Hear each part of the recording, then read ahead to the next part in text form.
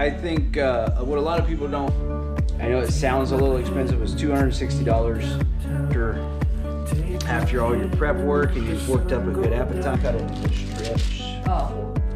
Because it's good to have a fatty steak, but you don't want, you're just feeding yourself. Yes, we're not. You know, I mean, some of these will usually be dinners. We usually try and pack them into twos. To feed our family. Yeah. And then on those two, the packages that we spoke about. And this is my friend. Meanwhile, the tallow.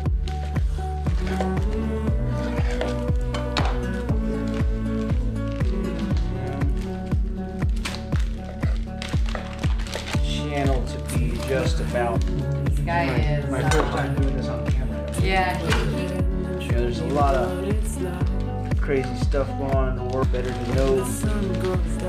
If you want some tips on cooking, some of this stuff. this one. Or whatnot. So, Sure. flank me. Just Clean the top without any 10, 12, and some others. And then we have a ton more here, 20 to 20. Soft and so much. There it goes.